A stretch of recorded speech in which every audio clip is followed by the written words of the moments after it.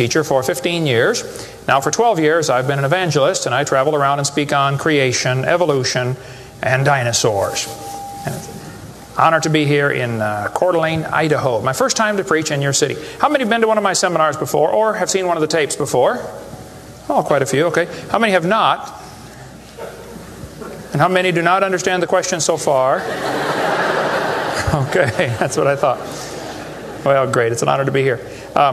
I tell folks right up front before I get started too far, because I don't want anybody sneaking up on me, I believe the Bible is the infallible, inspired, inerrant Word of the living God. I believe it from cover to cover. I even believe the cover on mine. It says Kent Hovind. I believe that. And what I try to do in my seminars, I have three distinct goals. Number one, I want to strengthen your faith in the Word of God. Number two, if you're not saved, I'm going to try to get you saved. I'm after you. I'll tell you right now, I'm after you. Okay. Number three, if you're saved and you're not doing much for the Lord, then I'm going to try to make you uncomfortable. Everybody ought to find something to do for the Lord, okay? The worst of you could serve as bad examples, if nothing else. But you can all find something to do for the Lord. All right, this is not my wife. This is just a picture of her. We live in Pensacola, Florida. I've been there 12 years. We have 3 kids, one of each. My kids are, at this time, 21, 22, 23, a year and 2 weeks apart. We call that family planning where I come from. Got the 2 boys married off now, and as soon as I find someone to take over payments on my daughter, I'm going to be home free. So that's the plan. One of my hobbies for many years, I have been collecting science books. I like science. And you can ask any of my kids or ask my wife, when I get bored, which isn't too often around our place, I just read science books. I like science. Taught it for 15 years. Even though I'm not teaching it anymore, I still like to study. It's so many neat things to learn. And there's an awful lot of good science in these books. But folks, there are some lies in our science books. I'm not against science. I'm not against schools. I'm not against teachers. My brother's in his 34th year teaching public school. My mom retired from teaching public school. There's an awful lot of good, godly teachers in the system. But there's some poison in these books. And we're going to cover some of that tonight. Richard Dawkins, who hates creationists, said, "It is absolutely safe to say that if you meet someone who claims not to believe in evolution, that person is ignorant, stupid, or insane, or wicked." Well, Richard, I'll send you a copy of this tape, because I'm going to show you 100 reasons why evolution is so stupid. We need to define a few terms, okay? According to the dictionary, stupid means lacking normal intelligence, foolish, silly, a stupid idea, dull and boring. I think evolution is stupid. Now, my mommy used to get mad at me when I used that word, so it's a little hard for me, but Bill said, "Brother Hovind, I want you to preach on 100 reasons why evolution is stupid." Okay, Bill, well, you asked for it, so here goes, all right? Let's define some other terms now. The word evolution has at least 6 different meanings, and I've done 58 debates now, and if you're going to get into a debate on evolution with anybody, you better first define what you're talking about, because this is a very slippery term, okay? First, we have cosmic evolution. That would be the Big Bang. There is no evidence whatsoever for that. We'll get into that in just a moment. Then we'd have to have chemical evolution. See, the Big Bang supposedly made hydrogen. Well, how did we get 92 elements, plus the synthetic ones? I mean, how did the chemicals evolve? They don't talk about that much, but that would have to happen. Thirdly, we'd have to have stellar and planetary evolution. Did you know the stars would have to evolve? There's an awful lot of stars out there, folks, but nobody's ever seen one form. There's enough stars out there that everybody on Earth can personally own 2 trillion of them. We've never seen one star forming. We see them blow up from time to time. It's called a nova or a supernova. We've never seen one form. One professor told me one time, he said, "Well, we calculated in the laboratory that if 20 stars explode near each other, it'll produce enough energy to make a brand new star." I said, "Well, that's brilliant. You got to lose 20 to gain 1. You ought to run for Congress. You could help those guys borrow their way out of debt." First place, that's all theoretical. We've never seen it happen, okay? And I think it is scientifically impossible. See, then we'd have to have organic evolution. That would be the origin of life. How did life get started from non-living material? Now, according to the evolution theory, that would have to happen somewhere along the line, long ago and far away. Life had to come from non-living material. And yet, we've never seen that happen. There is no evidence that it can happen. We'll talk about that in a minute. Fifthly, we would have macroevolution. That is where an animal changes into a different kind of animal. Nobody's ever seen a dog produce a non-dog. But the evolutionist believes a dog came from a rock. if you go back far enough in time, 4.6 billion years. Finally, we have microevolution. Now, I don't like this word, okay, because it gets people confused. I think we ought to just call it a variation. But microevolution happens, folks. That is a fact of science. Animals produce a variety of offspring, but it's always the same kind. The first 5 definitions of evolution are stupid. It doesn't happen. It's certainly not part of science. It's something you have to believe in. They teach the kids it all started with a big bang 20 billion years ago. A big bang. I like to ask them some simple questions. What exploded? And where did it come from? And where did the energy come from? Et cetera, et cetera. According to the Big Bang Theory, it all started with a little tiny dot and exploded and spread out over all the universe much faster than the speed of light. Well, the Big Bang Theory, as we'll see in a minute, is stupid. I don't know of a better way to say it. I'm trying to be nice to them, but it is just stupid. The Big Bang idea started with a Belgian astronomer named George something, can't pronounce his last name. George said that this original matter was no more than a few light years in diameter. At the very least, that would be 2, or about 12 trillion miles. So they started off teaching a spot 12 trillion miles across was what exploded. Well, they revised that down. In 1965, they said, no, it was only 275 million miles across. Well, that's way down from 12 trillion. 1972, they said, no, it's only 71 million miles across. I don't know how they know this stuff, but this is what they taught, okay? 1974, they said it was only 54,000 miles across. 1983, they said it was the trillionth the diameter of a proton. Now they're saying it's nothing at all. Nothing exploded. And here we are. This is what the textbooks teach. 18 to 20 billion years ago, all the matter in the universe was concentrated into one very dense, very hot region that may have been much smaller than a period on this page. That's stupid. This one says, all of the matter and energy someday will once again be packed into a small area, no bigger than the period at the end of this sentence. Then another Big Bang will occur. It happens every 80 to 100 billion years. So you can forget about global warming. We're going to get squished. Now this textbook author was brilliant. I could not believe how smart this guy was. He said, boys and girls, nothing really means nothing. You have to be at least that smart to write a book.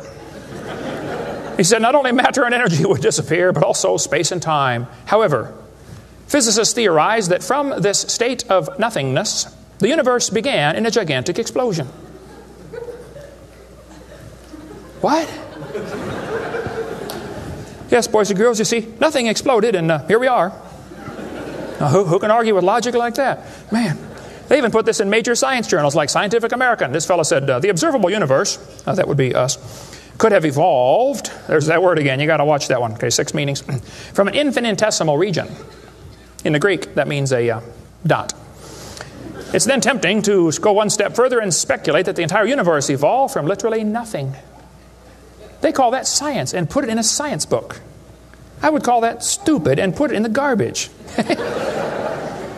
This is what the books teach. I collect them. I've got hundreds and hundreds of these books from countries all over the world, clear back from 1890s up until the 2001 textbooks. They're teaching this kind of stuff, folks. This one says, all the matter in the universe was drawn into this little tiny dot. And it spun faster and faster. This is what they teach the kids. Some kids doing this for homework tonight, right? It spun faster and faster. One day, it exploded. Big bang. I was talking to a professor from Berkeley one time. I was sitting on the airplane next to a professor from Berkeley University. I don't know if you folks here in Idaho ever heard of Berkeley or not. But Berkeley is not a Bible college. So we got talking about the Big Bang, and he said he believed in the Big Bang Theory. I said, yes, sir, I figured that. You have to teach it at Berkeley. I said, tell me, sir, how did the universe get here? He said, well, 20 billion years ago, all the matter was squished in this little tiny dot, and it was spinning real fast, and it exploded. Big bang. And pieces flew off and became the galaxies and the sun, the moon, the stars, and finally, people. Here we are. I said, sir, could I ask you a couple questions, please? One of my favorite things to do in life is asking questions to people who believe in evolution. I absolutely have a wonderful... That's how this whole ministry started. 12 years ago, I moved to Pensacola, Florida. Some article came out in the newspaper that said, dinosaur bones found in Montana from 80 million years ago. I wrote my first letter to the editor in my life, about 12 years ago. I wrote a letter to the editor. I said, yes, they found dinosaur bones, and yes, it was 40 feet long, and yes, it was found in Montana, but it was not from 80 million years ago. This one probably drowned in the flood in the days of Noah, 4,400 years ago. And you would have thought I shot the sacred cow. Actually, I did. Boy, there began to be quite a battle in the newspaper, letters to the editor flying back and forth, and finally a university called me and asked me to do a debate with one of their professors. Well, I'd never had a debate in my life except with my wife, and I lost those every time. So I was not excited about debating. But I said, well, how do you do it? What do you want? And the guy said, well, you send us 30 questions, and the other guy will send in 30 questions, and we'll discuss those questions for the debate. I said, okay. So I sent him 30 questions. I thought they were perfectly legitimate, fair questions. I said, a woodpecker's tongue goes all the way around the back of his head and comes on top of his left eyebrow, left nostril here. Would you please show me any fossils that have been found, intermediate species between a normal bird and a woodpecker, with his tongue going all the way around his head? What evidence do you have of how this evolved? That question never came up. I don't know what happened to it. But I said, termites chew on wood and they swallow it, but termites can't digest it. It goes into their stomach, and there's little tiny critters in their intestines that actually digest the cellulose. Now, those little critters can't live without the termite, and those termites can't live without those critters. Which one evolved first?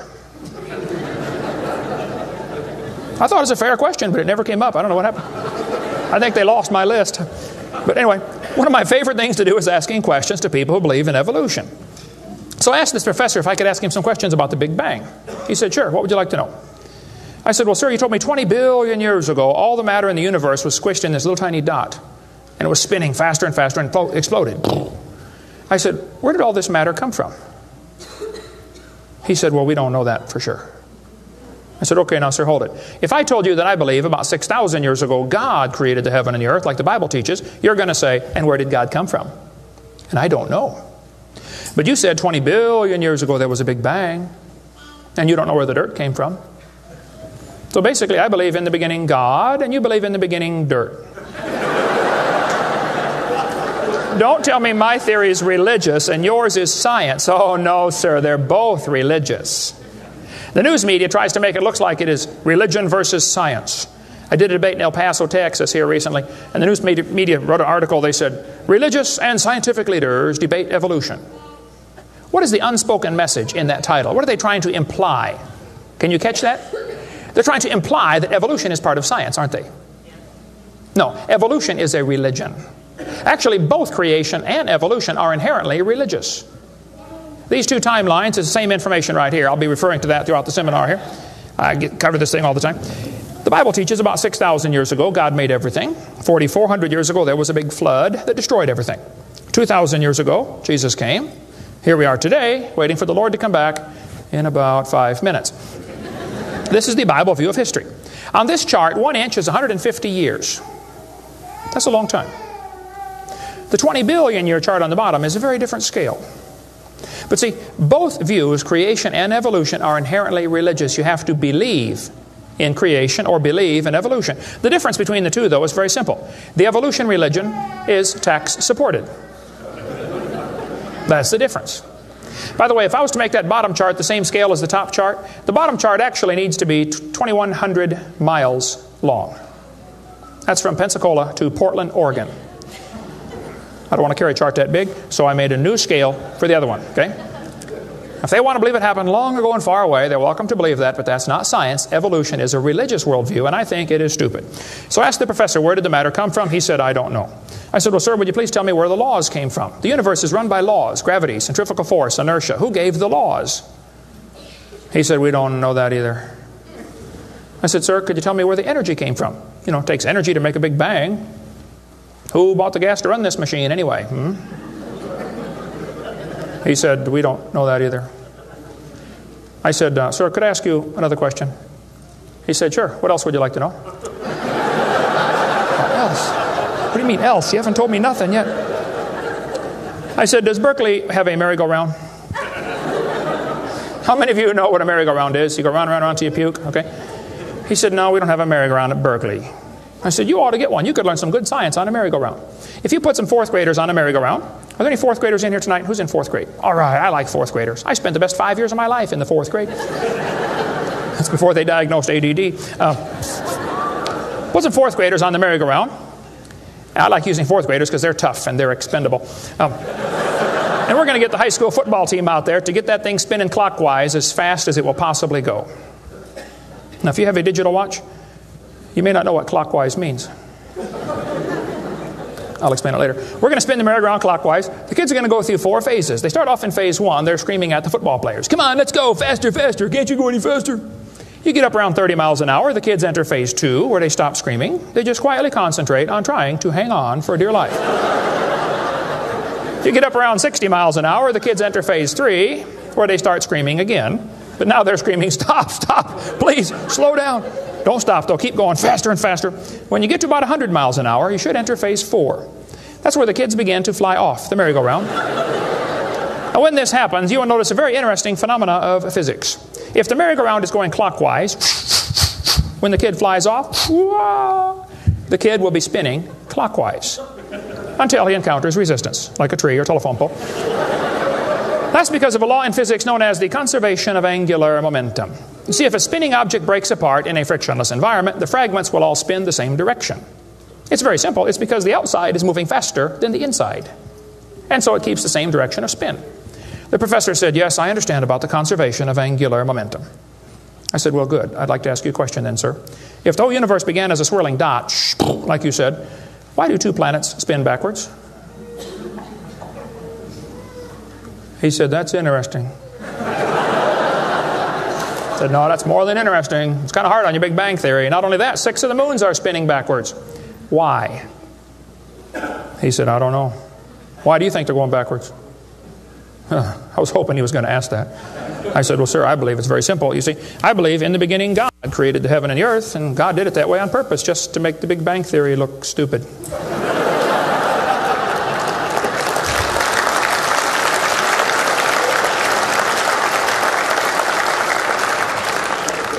I do believe in the Big Bang, folks. I really do. The Bible teaches the Big Bang. 2 Peter 3:10 says, the heavens shall pass away with a great noise. In the original Greek, that's a Big Bang. So there's going to be a Big Bang. It just didn't happen yet, that's all. So kids, if you go to school and some professor says, do you believe in the Big Bang? You should say, yes, I do, and you better get saved and get ready for it. The Big Bang is coming soon to a city near you. By the way, if the Big Bang Theory were true, the matter would be evenly distributed. But it's not. It's lumpy. They're called galaxies. And in zillions of miles and nothing called voids. And to try to salvage the dumb Big Bang Theory, they've got all these wild theories of why isn't the matter evenly distributed? They'll say, well, maybe there's black holes, or maybe there's antimatter. They got all this stuff. It's all trying to rescue this crazy Big Bang Theory. And it's a dud, folks. It didn't happen. There are zillions of stars out there. I mean, lots and lots of stars. And we haven't even seen them all. If star births, they ought to at least equal star deaths, and they don't. We see a star blow up about every 30 years. It's called a nova or a supernova. Well, then how come there are only 300 dead stars out there that we can see, supernovas? It's only a few thousand years worth, isn't it? There ought to be trillions of them, if evolution were true. This fellow said, I have a little hesitation in saying that a sickly pall now hangs over the Big Bang Theory. Yep. I think it is stupid. Now, if you want to believe it, that's fine. I don't care what anybody believes. That doesn't bother me. But see, the problem is they want to use my tax dollars to teach that to your kids in our schools. And that's where the problem comes in. Okay? If you want to believe in the Big Bang, just enjoy yourself. But keep your religion at home. Okay? Because it is a religion. Then they tell the kids the earth formed from a hot molten mass 4.6 billion years ago. This is part of the theory, and it's in all the textbooks. 4.6 billion years ago, earth cooled down, formed a rocky crust. I think that is stupid, and I'll show you why. Was the earth ever really a hot molten mass 4.6 billion years ago, and it cooled down? This textbook says, as earth formed, the surface was like the moon. There were hot pools of bubbling lava. I don't think so. My Bible says the Spirit of God moved upon the face of the waters. So the earth was not created a hot molten mass. It was created under water, which means it has to be less than 212 degrees Fahrenheit or 100 degrees centigrade, or it wouldn't be water, it'd be steam. So the earth was never a hot molten mass according to Scripture. Then when you look in the granite rocks, you find little tiny halos made of polonium. Now these polonium halos are absolutely amazing. Robert Gentry, a friend of mine from Knoxville, Tennessee area, he has been studying radiopolonium halos for a long time. I met him back in the year 2000 and went down to his laboratory and I got to see some of the halos through the microscope. These little polonium halos are interesting because they have a half-life of less than a few minutes. If the rock was hot when the radioactive polonium decayed and sent out the little particles and made the halo, it would melt away. Like at 4th of July, they shoot fireworks up. Makes a circle. Does the circle stay there? No, it all falls down, right? There are probably none up there now from the last 4th of July, are there? You'd have to freeze the whole atmosphere to keep that sphere in place. This polonium would have to be decaying in a rock that is already solid. So the Earth was never a hot molten mass. Get Robert Gentry's book if you want a lot more on that. But all over, the granites all over the world contain these polonium halos. So it is stupid to say the Earth was a hot molten mass. We have scientific evidence it was not. Here they tell the kids, though, the Earth was hot with large pools of bubbling lava, and that is just stupid. It can't possibly be true. Then they tell them life got started about 3 billion years ago. See, according to the theory, 20 billion years ago there was a big bang. 4.6 billion years ago the Earth cooled down, formed a hard rocky crust, and it rained on the rocks for millions of years and turned them into soup. And the soup came alive about 3 billion years ago. This is what the books teach. This fellow says, both the origin of life and the origin of major groups of animals remains unknown. How did life get started anyway? Well, this textbook tells the kids, oceans formed as it rained on the rocks for millions of years. Yes, boys and girls, millions of years of torrential rains created great oceans. And swirling in the waters of the oceans is a bubbling broth of complex chemicals. Progress from a complex chemical soup to a living organism is very slow. Well, I guess it is. It's totally stopped. Doesn't even happen. That's how slow it is. This one says, the first self-replicating systems must have emerged in this organic soup. Was your great-great-great-great-great-great-great-great-great-great-great-grandpa soup? I think that's stupid, okay? Now, if they want to believe it, that's fine. I don't care what they believe, but don't call it science. What happened back in the 1950s, a guy named Miller and Urey wanted to know how the Earth and solar system had come to be. So they tell the kids he took a mixture of Earth's primitive atmosphere. We'll talk about that in a minute. He never proved how life originated, but he did add evidence to the theory that life could have started by itself. Well, is that true? Now, did he really do that? Well, let's just study the facts here. This textbook tells the kids many important events occurred during the Archean era, the most important of which was the evolution of life. Progress from complex molecules to even the simplest living organism was a very long process. Long ago and far away. Fairy tale kids coming up. First living cells emerged 4 billion to 3.8 billion years ago. I like that word, emerged. They use it all the time. Like that explains how it happened, you know. It just emerged. There is no record of the event, they tell the kids. Look, kid, we know what happened and you're going to be tested on this, but there's no proof. Oh, okay. It's not science. First living self-replicating systems must have emerged in this soup. I don't think so. Here's what students are taught in school. This picture of the different glass tubes and flasks and pipes going around, they tell them this is how they made life in the laboratory. He said he studied the chemical reactions of gases that existed in Earth's primitive atmosphere. Ooh, now this is important, okay? Notice up in the upper right-hand corner, he had methane, ammonia, water vapor, and hydrogen, no oxygen.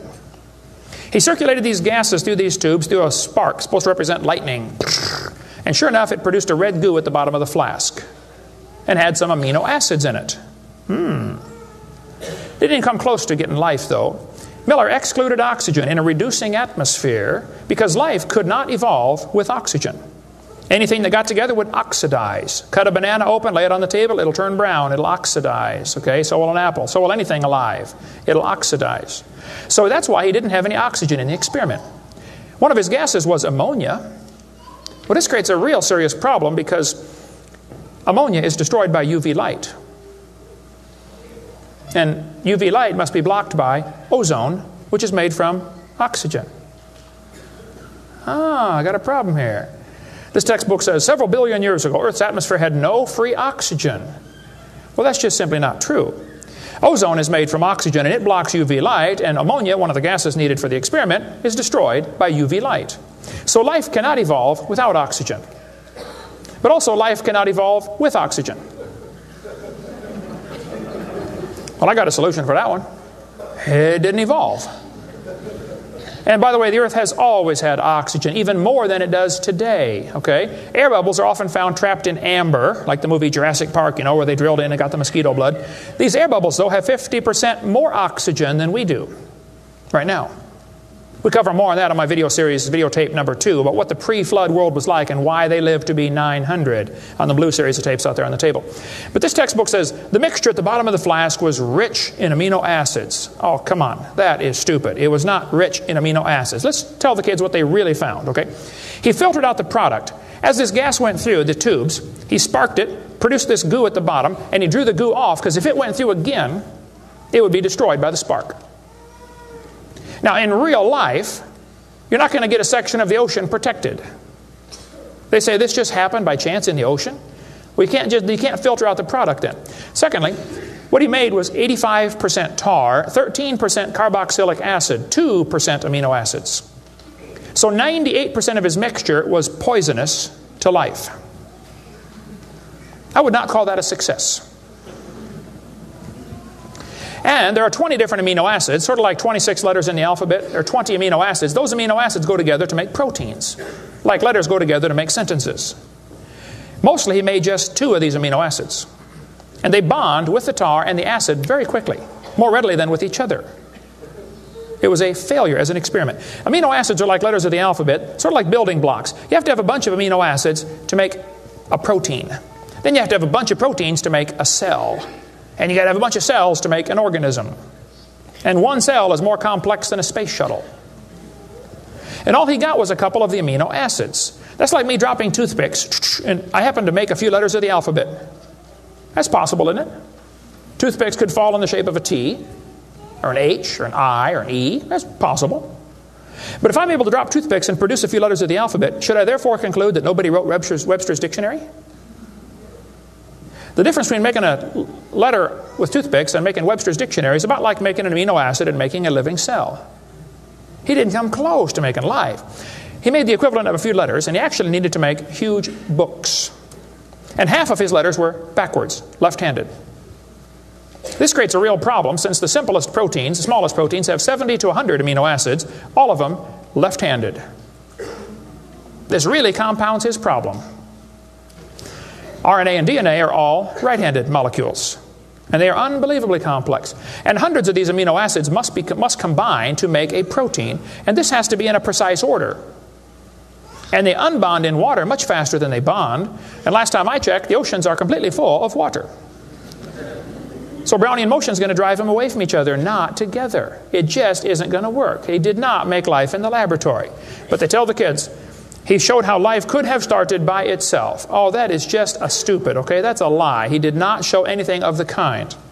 And every experiment since then has made the problem worse. They're finding more and more things that just couldn't happen. Don't call that science.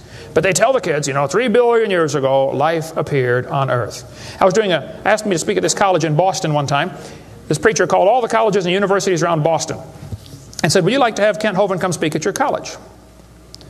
Finally, one professor said, yes, he can come speak at our school if our professors can ask him any questions they want, because we want to show our students how dumb these creationists really are. So the preacher called me and said, Brother Hovind, would you like to speak at this college and let them make fun of you for a couple hours? I said, I would be honored. So I showed up. There were 6 professors and all their students. I felt like Daniel in the lion's den. I got my charts out and I said, now folks, I believe the Bible. Nobody cheered. I said, I believe about 6,000 years ago God made everything. The world's not millions of years old. 4.6 billion years ago, there was a big flood. I'm sorry, 4,400 years ago, there was a big flood. Not 4.6. And 2,000 years ago, Jesus came, and I gave them the basic Bible story, okay? Then I told them what they believe. Because most of them don't know what they believe. You have to tell them. You guys believe 20 billion years ago there was a big bang where nothing exploded and produced everything. 4.6 billion years ago, the earth cooled down, made a hard rocky crust. It rained on the rocks for millions of years, turned them into soup, and the soup came alive 3 billion years ago. And this early life form found somebody to marry. Boy, now that's a good trick. And something to eat, of course, and slowly evolved into everything we see today. One professor was getting kind of upset about this time. I seem to do that to them. He said, Mr. Hovind, there are hundreds of varieties of dogs in the world. I said, yes, sir, you're right about that. He said, you mean to tell me that you believe all these dogs came from 2 dogs off of Noah's Ark? You expect me to believe that? Ha, ha, ha. I said, sir, would you look at what you're teaching your students? You're teaching your students that all the dogs in the world came from a rock.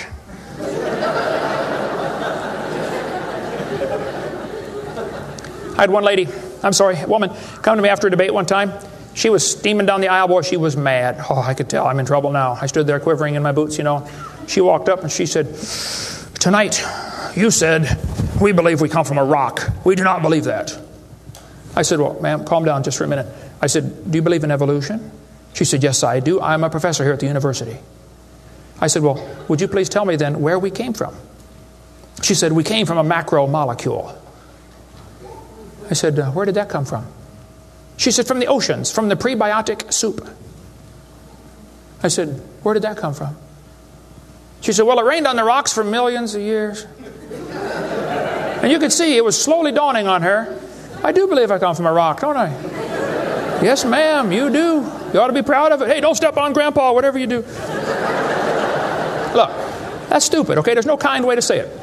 There's a great book dealing with some of the flaws in the Miller experiment. If you want more on that for your kids to study out there on the table, get the book Icons of Evolution. Then they tell the kids that these plants and animals, not only did life evolve from non-living material, then this life had to learn to reproduce itself.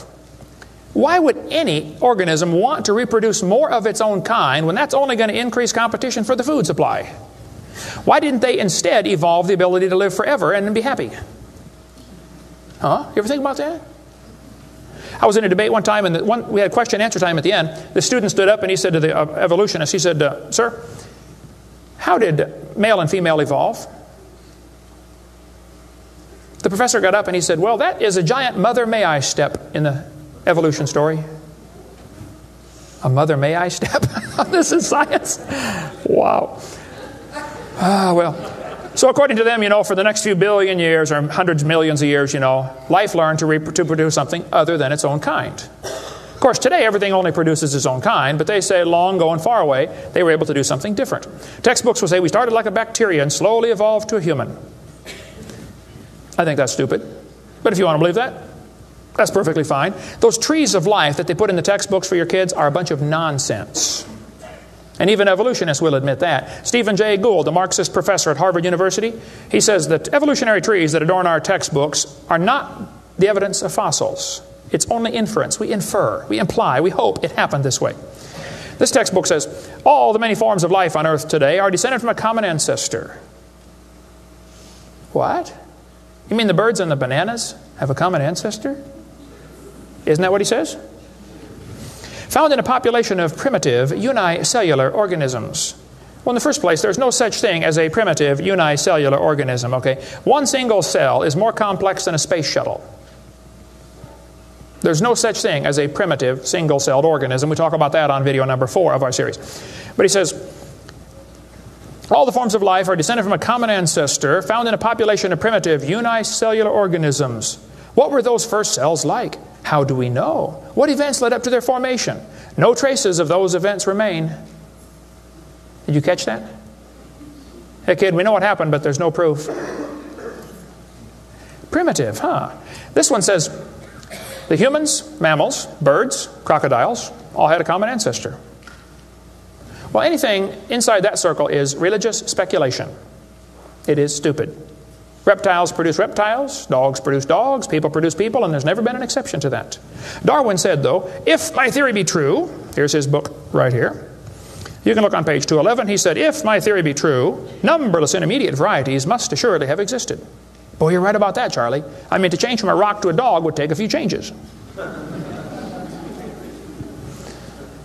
David Robb, who believes in evolution very strongly, says, in the years after Darwin, his advocates hoped to find predictable progressions. In general, these have not been found, yet the optimism has died hard, and some pure fantasy has crept into textbooks. Oh, you're kidding. Fantasy in our textbooks? Oh, yep. They tell the kids they have evidence of evolution from fossils. I don't think so. That is stupid, okay? If you find a fossil in the dirt, all you know is it died. You don't know that it had any kids, do you? And you sure don't know that it had different kids. I mean, think about it. You're in a court of law. You bring in a bone to the judge. Judge, I found this bone in the dirt. This is the ancestor of all the humans today. They would laugh at you. You don't know that that's the ancestor of anybody, do you? And why on earth would you think a bone in the dirt can do something animals today cannot do? Animals today can only produce the same kind, right? Dogs produce dogs, folks. Luther Sunderland asked all the major evolutionists, he said, where is the evidence for evolution? They all said, well, somebody else has it. We don't have it over here. So he wrote a letter to Colin Patterson. He's the director of the British Museum of Natural History. They've got the largest fossil collection in the world.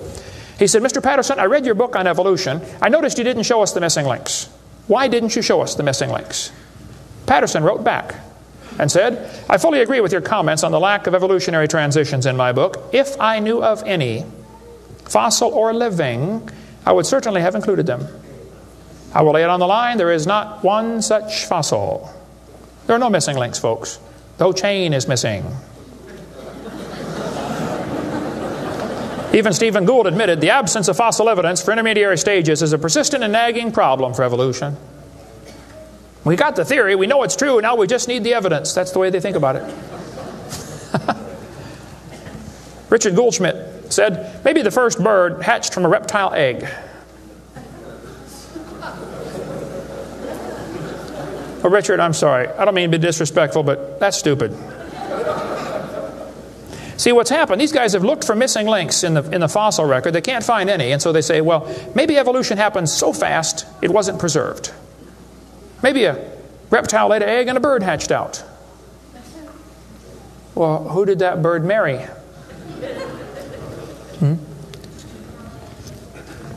There's only about a zillion differences between a reptile and a bird. We'll get into that later sometime if we get time. But if they want to believe that, that's perfectly fine.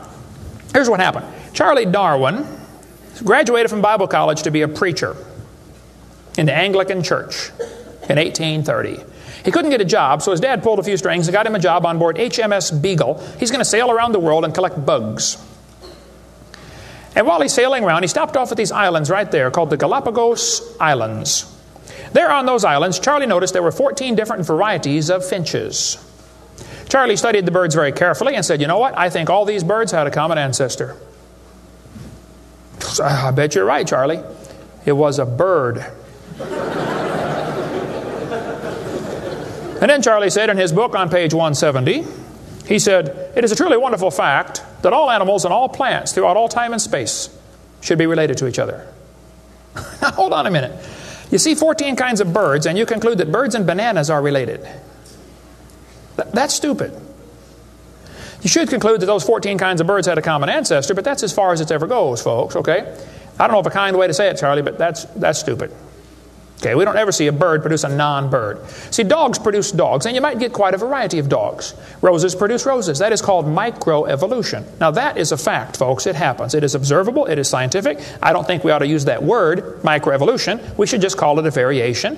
But they use it, so just so I qualify that, it's a lousy term. It gives what's called a free rider effect to the rest of the 5 religious ideas of evolution.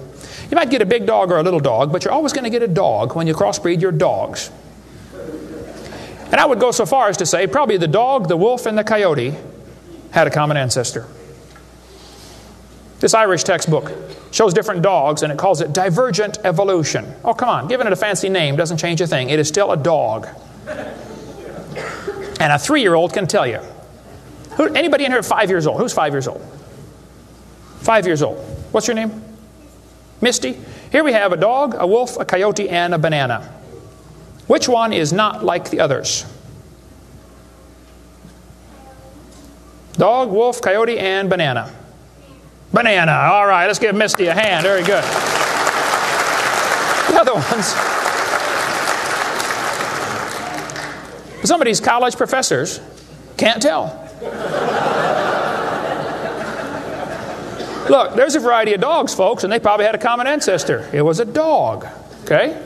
It's just a dog. See, variations happen within the dog kind. You get a big dog or a little dog, but there are limits to these variations. Haven't the farmers been trying to breed for bigger pigs for a long time? They try to get the biggest pig they can, don't they? Do you think they'll ever get a pig as big as Texas? I bet there's a limit in there somewhere, isn't there? Roaches become resistant to pesticides after a while. Do you think they'll ever become resistant to a sledgehammer? I bet there's a limit. Yeah, okay. They still produce the same kind of plant or animal. That's not evolution. That's just a variation of the same kind, okay? And the information for that variety was already present in the gene pool. No new information is ever added. The dogs or the pigs don't learn to fly or become pink. Okay, there's no new information added, just scrambled information. And the gene pool of the new variety is now more limited than before. Somebody spent years crossbreeding dogs to develop a Chihuahua. All that work to make a dog that is 100% useless.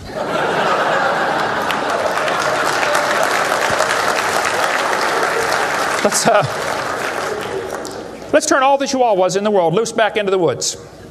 How long would they last? They'd run up to the wolf. Yep, yep, yep, yep, yep. Crunch. Go ahead, make my day. A useless dog.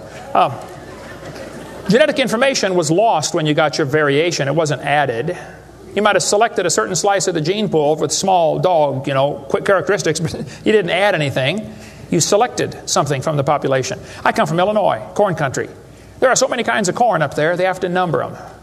You'll be driving down the highway. You'll see BX65. Don't mix it up with XL29. Something will blow up. But I'll tell you what, folks, you can crossbreed your corn from now till the cows come home, and you always get corn. You will never get a hamster or a tomato or a whale to grow on that corn stalk, okay? It won't happen. There's a variety of cows, and they probably had a common ancestor. It was a cow. Variety of horses, no question. Probably the zebra and the horse had a common ancestor. But the kids are going to be taught in school tomorrow in your town that the horse used to have 4 toes. Well, there's some things they don't tell the kids about this Eohippus to Equus series, which has been proven wrong 50 years ago, but still is in your textbooks right here in this town. They don't tell them the original so-called horse is the size of a fox. It was a meat eater and had 18 pairs of ribs. The next one had 15 pairs of ribs. A couple of trips through the buzzsaw did that. And then it miraculously grew back 19 pairs of ribs as it evolved, and then back to 18. They also don't tell them the whole thing's been proven wrong a long time ago. Like this guy says in the biology textbook, other examples like the gradual evolution of the horse have not held up under close examination. That's a polite way of saying it's proven wrong, okay? This G.G. Simpson back in 1950 said the example of the horse family has been unintentionally falsified. They knew 50 years ago this was false. Why did they keep that in your textbooks? This whole thing was made up by Othniel C. Marsh in 1874. He picked animals from all over the world and put them in order the way he thought it might have happened. They were never found in that order. Modern horses are found in the same layers as the so-called ancient Equus or Eohippus horse. They're found in the same layer. So it can't be the ancestor, that's for sure. The ancient horse is nothing but a Hyracotherum, which is still alive today. By the way, the ribs, the toes, the teeth are very different in these animals. In South America, the fossils go exactly backwards. Instead of 3-toed to 1-toed, it goes 1-toed to 3-toed in the fossil order. They won't talk about that much, but you check it out. That's a fact, folks. They're never found in the order presented in the textbooks. 3-toed and 1-toed gray side by side. Plenty of information on the internet about that. Tulsa Zoo finally took out their display because so many folks complain, why do you have this horse evolution display in the zoo? It's been proven wrong 50 years ago. Take it out. And you folks ought to get together with your school board and say, look, on page whatever it is, 952 of our textbook, it says the horse evolved from a 4-toed ancestor. Let's cut this page out. If you had a page in your textbook teaching the kids the earth was flat, would it be okay to demand that that page be removed? You don't have to buy a whole new book. Just cut the page out. It won't cost the school anything. How many of you would volunteer to help cut the pages out and bring your own scissors? See? Won't cost them a dime. And you send me your book and I'll show you which pages need to be taken out. I've read hundreds of them. I can find them like that. Free of charge. I'll donate my time. Peabody Museum still has the horse evolution on display. As I stood there, I've been there many times. It makes my blood boil every time I walk in that place. I'm standing there looking at this lie proven wrong 50 years ago while hundreds of kids come through in school groups. The kids are never told, well, this has been proven wrong, boys and girls. They asked the folks at the Tulsa Zoo before they took the display down, they said, why don't you take this display down? The zoo director said, we don't have the funding to remove it. I've got all the letters back and forth on that. Man, Folks, there's quite a variety of horses today, okay? There's big horses and little horses. I was in Baton Rouge, Louisiana a few months ago. Got to see where they raised the 30-inch tall horses. I mean, my dog's bigger than that. What do you do with a 30-inch horse? Look at it, I guess is about it. And they sell them for $10,000. Sucker born every minute, I guess. But one lady wrote me a letter and said, Mr. Hovind, we crossbreed zebras, ponies, horses, and mules. Not mules, the jackass. And we raise zonkies, zorses, zeonies. They cross every which way. Well, that's probably because they're the original same kind. No problem there. You want to see all the fatal flaws in the horse evolution story, get the book out there, Icons of Evolution. So then they're going to tell the kids, well, we have evidence for this theory. We think that one animal changed to another, and we can show evidence because many animals have similar forelimb structure. This is called the argument from homology. Well, what do they tell the kids? They'll say, boys and girls, you have two bones in your wrist, radius and ulna. And boys and girls, look at the whale's flipper carefully. Did you know the whale has two bones in his flipper, and they're called the radius and the ulna? Same as ours. Wow. Who named them, teacher? The whale? Think about it. But this is one of the evidences for evolution. They're going to say, boys and girls, comparative anatomy provides further evidence of evolution. The commonalities suggest that these and other vertebrate animals are all related. They probably evolved from a common ancestor. Well, duh. That's stupid, okay? Maybe they all had the same designer. Doesn't prove a common ancestor. By the way, the bones develop from different genes in these different organisms. They are not homologous organisms like they want you to believe. Similar design might prove the same engineer made the design. A lot of bridges in the world are kind of similar to each other. You can go compare, different suspension bridges around the world, Golden Gate Bridge and other bridges, and there's a lot of similarities. That doesn't prove one is the father of the other, or that a tornado put them up. No, it's a design that works good, okay? I discovered that the Pontiac lug nuts from a Pontiac will fit on a Chevy. They will. That proves they both evolved from a Honda 14 million years ago. No, the same engineers are designing these cars. Then they tell the kids about the geologic column. How many have ever heard that the different layers of the earth are different ages? They show the kids Grand Canyon. Yes, boys and girls, this one says, over millions of years, the Colorado River has carved the Grand Canyon from solid rock. I'm sorry, but that is stupid, okay? I'll explain why. Kids, you need to learn this. This is a very simple thing to learn, and you'll go through life much further than many of these professors go. Make yourself 3 columns. Facts are in the middle. It's a fact Grand Canyon exists. The evolutionist has an interpretation of that fact, and the creationist has an interpretation of the fact. Now, it's not part of the fact, it's an interpretation of the fact. The evolutionist says the canyon formed slowly by a little bit of water and lots of time. The creationist says, oh no, we think it formed quickly by lots of water and a little bit of time. It's a fact the earth has sedimentary layers. That's not a question. How did they get there? Well, the evolutionist says these layers formed slowly over millions of years. The creationist says, no, these layers are all from the flood in the days of Noah.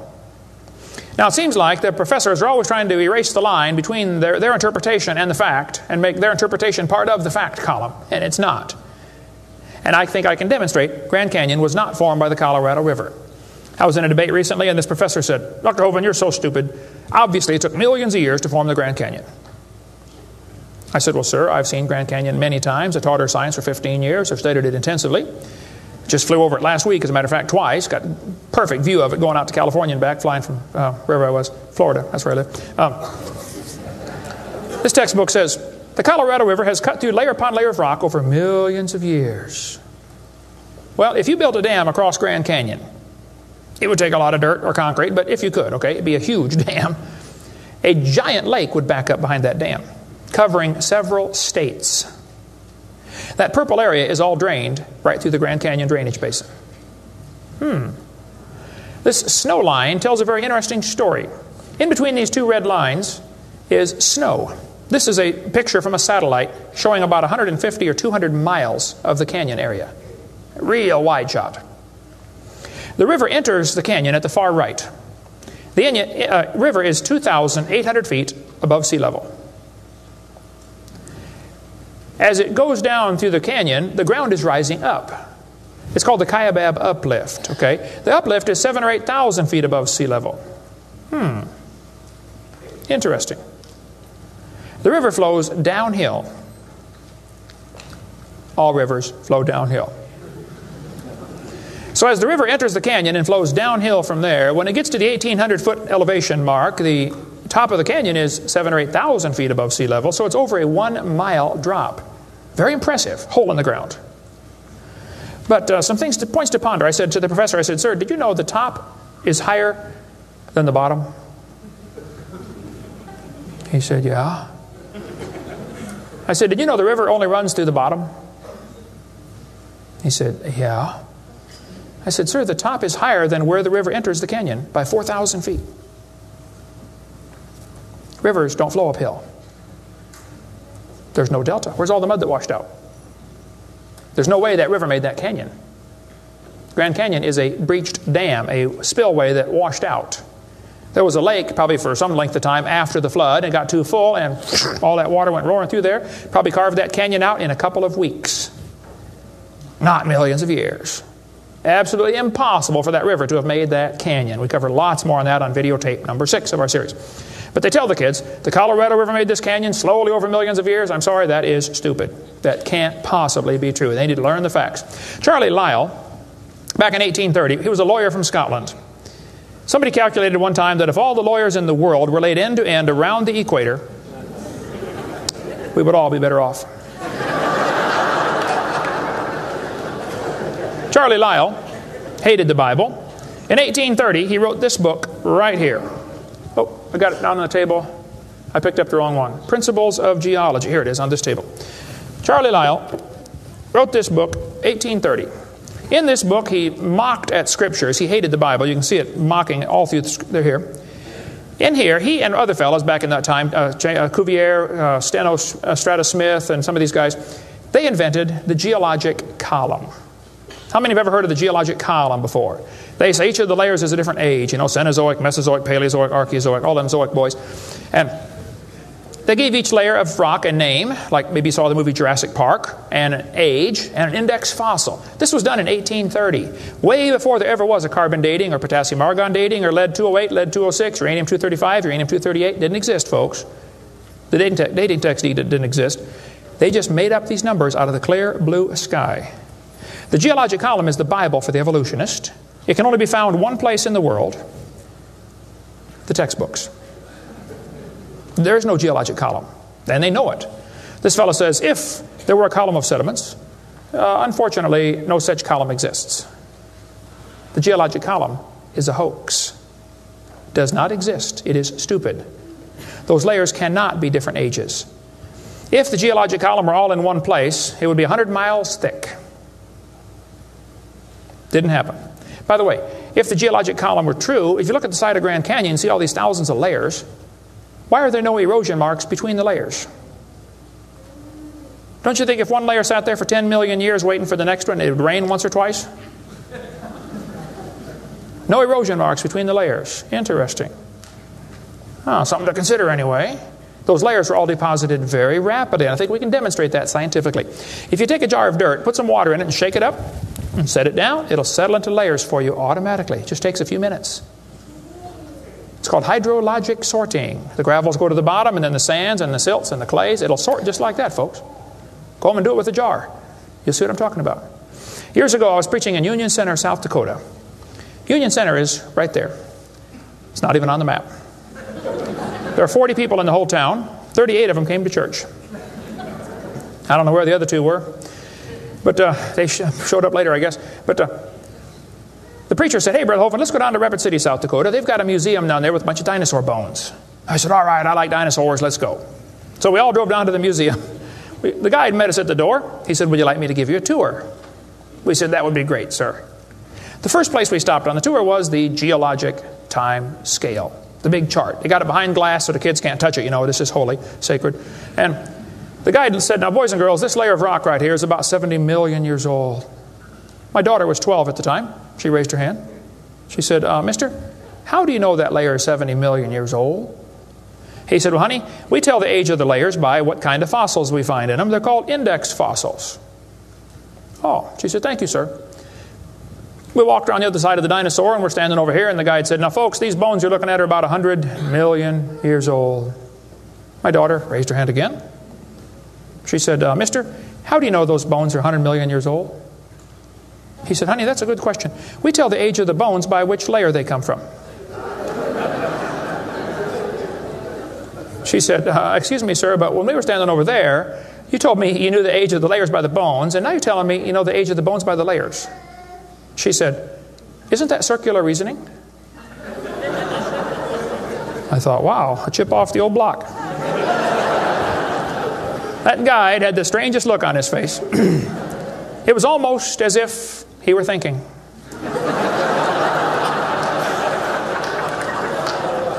He looked at my daughter. He looked at me. I wasn't about to help him. I thought, wow, this is going to be good. I got to hear this. He looked back at my daughter. He said, you know, you're right. That is circular reasoning. I never thought of that before. Folks, geologic column is a joke. It doesn't exist. It's all based on circular reasoning. We can demonstrate that clearly. Get our video number 4 if you want more information on how it's all based on circular reasoning. I'll just give you a couple of quotes here.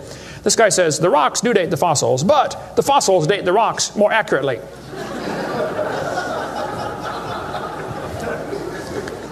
Stratigraphy cannot avoid this kind of reasoning if it insists on using only temporal concepts because circularity is inherent. You have to use circular reasoning to get it right. Well, that's stupid.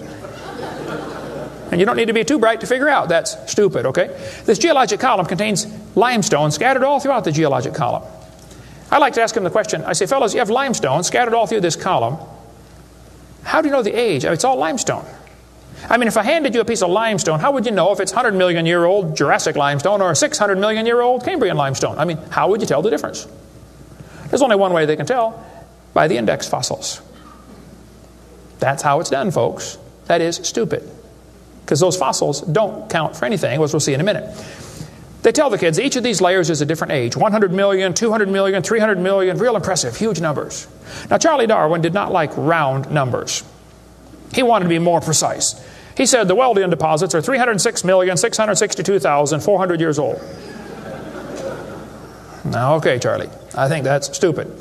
Those layers are not different ages, folks. All over the world we find petrified trees standing up, running through multiple rock layers. Now, if you get a petrified tree standing up, running through different rock layers, I don't think it's smart to say those layers are vastly different ages. Petrified trees in the vertical position, they find them all over the world. Okay, here's one from Alabama. Come out of a seam of coal through 20 feet of rock into another seam of coal. They found about 3 dozen of them, I think, in that one little coal mine, one little area, while they're digging the coal out. Petrified trees standing up. Cookeville, Tennessee, they found a bunch of them. This one's 30 feet tall, standing up. Joggins, Nova Scotia is famous for their petrified trees standing up in the vertical position. All over the area there, folks. Those trees did not get slowly covered by the sediments over millions of years. They would rot and fall down. Sometimes the petrified trees are upside down, running through many rock layers. Scientists estimate at the bottom of Spirit Lake in Mount St. Helens there are now 20,000 trees that were blown out by the volcano. Thousands of them are standing up in the bottom of the lake, already buried 15 feet deep in mud.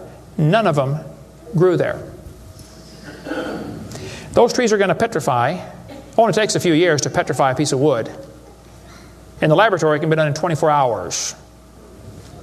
We cover lots more on how fast things can petrify in videotape number 6 of our series. But they dug up a guy, they buried this doctor in Tennessee. 14 years later, his wife died. When they went to dig the grave, water soaked into her grave. And they said, oh, we can't bury Grandma there. So they dug a hole on the other side. Water soaked in. So they dug a hole and buried Grandma somewhere else. And then the kids got worried about Grandpa, so they went and dug up his grave. The arms had rotted off, but the rest of the body had petrified in 14 years, turned to stone from water running through the coffin. I got tons of material on how fast things can petrify. Those layers are not different ages. They all formed in one big flood in the days of Noah. To tell the kids the layers are different ages is stupid. That just simply is not true. So what about carbon dating and potassium-argon dating and rubidium-strontium dating and lead-208, lead-206, uranium-235, uranium-238? Well, we'll cover that after a quick break here. Show you some ways that this is just stupid, okay? That's not a way to tell the age of anything. We're going to give you some more evidence that evolution is stupid. Now, if you want to believe in it, that's perfectly fine. I don't care what you believe in. But the devil is laughing at you for believing in that. He has you fooled, and he is laughing at you. Okay? If you want to believe you came from a rock, well, you just enjoy yourself. But that's not science. God made this world. God loves you. God has a plan for your life. And if you don't want it, well, that's your business. But God loves you, and He wants you to come to heaven. And if you'd like to find out how to go to heaven, come see me. I'll be glad to show you. I'm going. It's not because I'm good. If I get what I deserve, I'm in serious trouble. But I've been forgiven by the blood of Jesus Christ. You can have the same thing. After the break, we'll show you some more things that make evolution stupid. Coming up next. Thank you.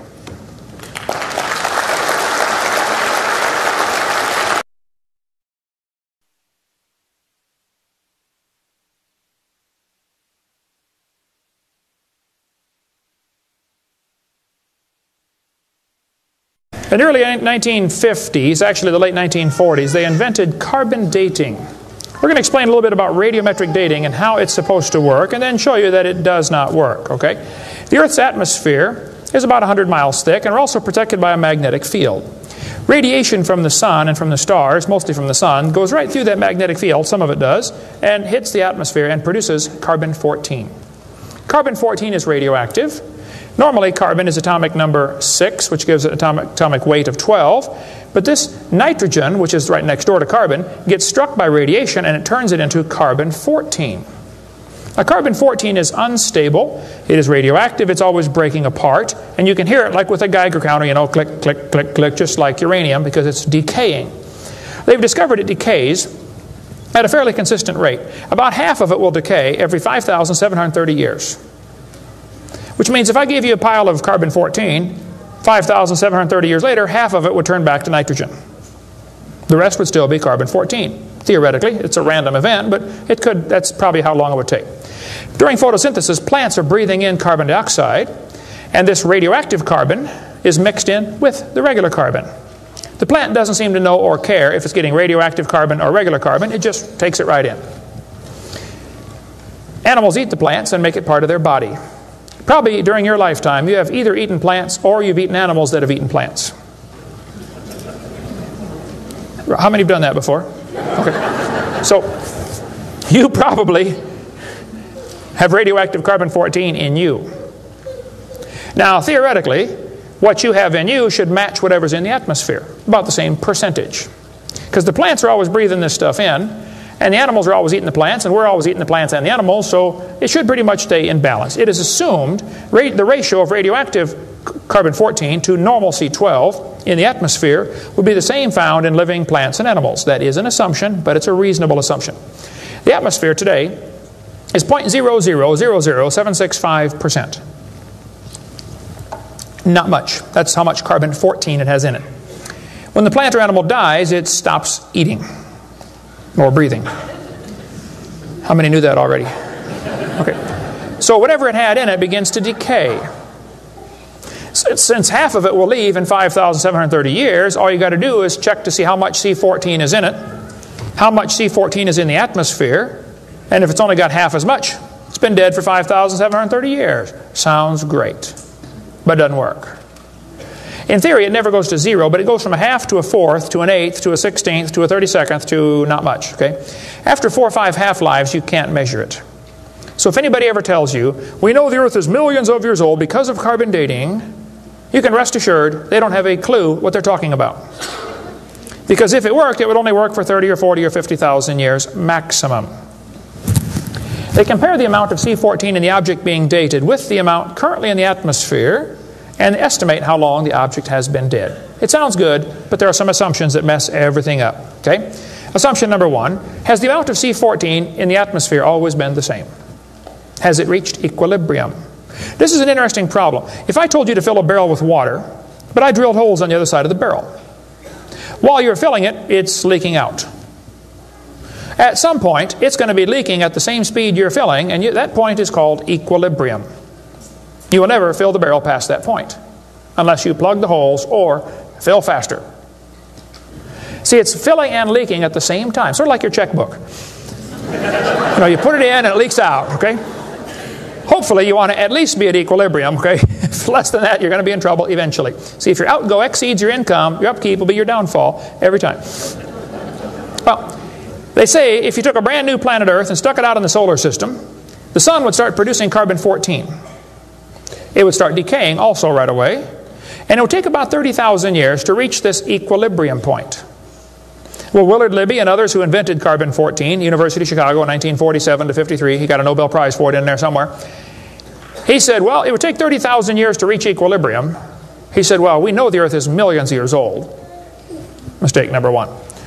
So we can ignore the equilibrium problem. Mistake number two. The Earth's atmosphere has still not reached equilibrium. There's more C14 now than there was 10 years ago, which proves the Earth is less than 30,000 years old, which I could have told them just from reading my Bible. See, if an animal is still alive, be it plant or animal, okay, it should have about 16 clicks per minute on your Geiger counter per gram. If it's 0 years old. Actually, 0 years dead. If it's getting only 8 clicks per minute, then it's 5,730 years old. If it's giving you 4 clicks per minute, it's gone through 2 half-lives. It's 11,000 years old. If it's 2 clicks per minute, it's 17,000 years old. This is how they date it. So if you're getting 2.5 clicks per minute, you just find the point on your graph and draw the line over and determine the age. Sounds real simple, but it doesn't work. If we had walked into a room and found a candle burning on the table, and I asked you the question, when was it lit? You say, I don't know, Mr. Hovind, it's burning when I got here. Okay, well then let's do some empirical science. Empirical science is things we can test and measure and observe and test.